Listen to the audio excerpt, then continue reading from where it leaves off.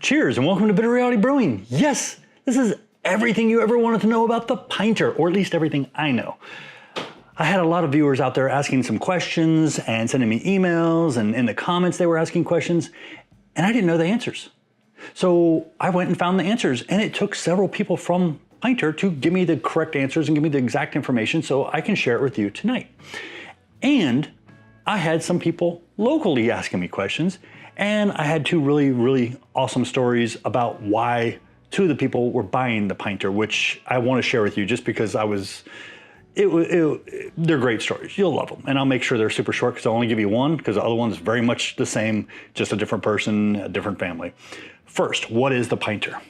The Pinter is a fermentation and serving vessel. It is not a brewing vessel, it is a fermentation and serving vessel. The yeast is designed to give you the correct aromas, flavors, all those things from your beer at more ambient temperatures that you may have in your house and not require you to have special fermentation temperature control. I'm not saying take it outside in the sun or put it in the snow, but I've been fermenting mine in a room that's around 71 to 72 degrees on the floor, which means it's probably hitting around 68, 70 degrees. And the yeast, as it's fermenting, will crank it up another 3 to 5 degrees. And honestly, I've been impressed. The mild bitter was a British bitter, very smooth, up between 4.5%, 5%, extremely easy drinking, very mild, nice malty beer. Second one was a mild raspberry sour. I say mild because for me, it was great. For my oldest, he probably would have preferred more pucker, but it was a very mild sour, very drinkable for someone who maybe likes sours, but isn't deep diving into the hardcore sours, okay? The system is extremely well designed and well thought out and seems extremely rugged too. Now, how much beer does it hold? I've heard that question and I've seen different answers. Well, I measured mine and I got 188 ounces of water. So you add 188 ounces of water. Then you add the Fresh pack. Well, the Fresh pack just tells you the weight, not how much is in there. So I did this displacement test. A displacement test is where you take the water, you add the product, make sure it's submerged. I take the total, then I take the product back out and I look at the difference. And the difference is what the Fresh pack would be. Now keep in mind the Fresh pack has some packing to it because of course it's in a big foil type container, but approximately 28 ounces is what the Fresh pack is. That gives you 216 ounces of total beer during fermentation.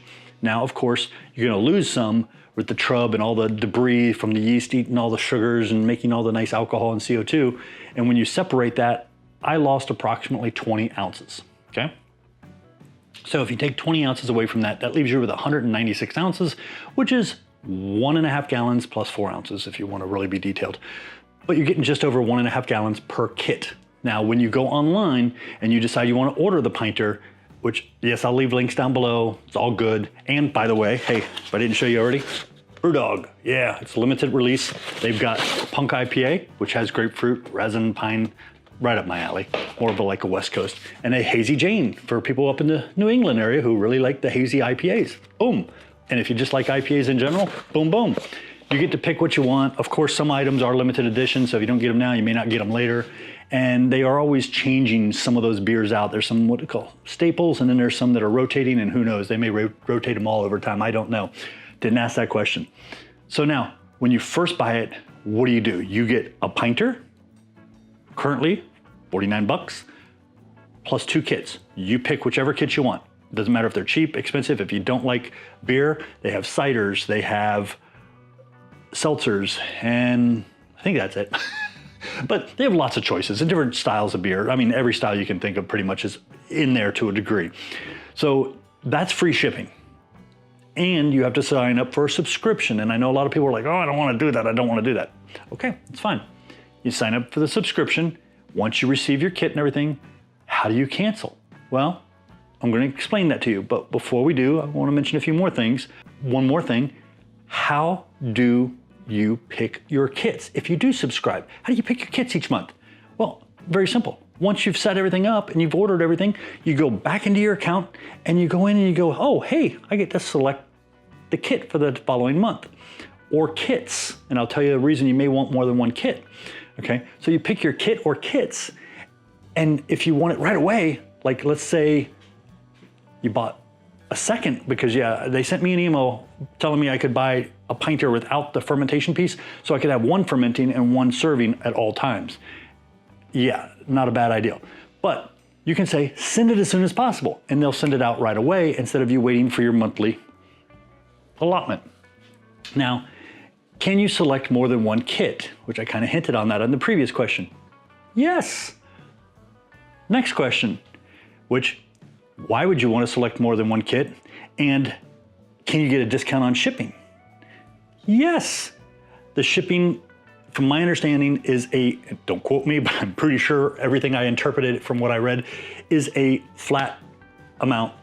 Boom, here's your shipping cost. And then you can add a bunch of kits. That'll save you money per kit on your total. So let's just say, I believe the shipping was $9.99. So you're paying $10 and you buy a $30 kit, that's about $40. Now, if you're buying 5 kits and you're still paying $10 total shipping, yeah, you see the savings there. Other question was, if I buy enough kits, will I get free shipping? No, the only time that happens is when you order your pinter initially.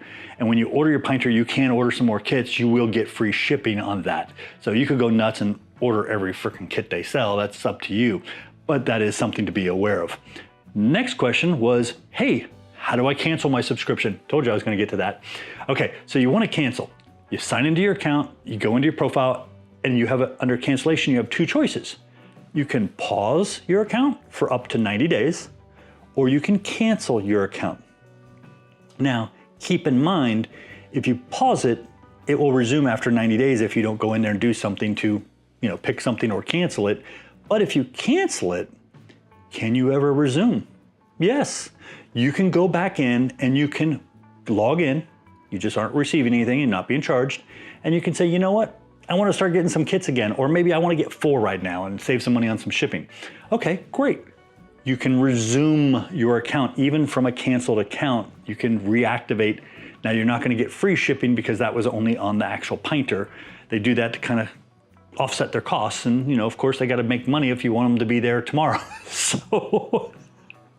But a canceled subscription can always be restarted. At least your mileage may vary. Currently that is the status.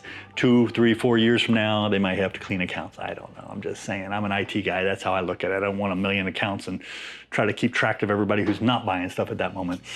But I think that was all the questions I had. I'm trying to remember if I had any other ones. No, that was it. But like I said, I'll save you links down below. And yes, if you were here for the story, sorry, I almost forgot. But I had 2 people tell me very similar stories. The other one was a little bit more personable and personal, and I appreciated him sharing. He has a stepfather that is his father, and that is his only living family member from my understanding. That's why he ordered the pinter. So he'd have more things to do with his dad.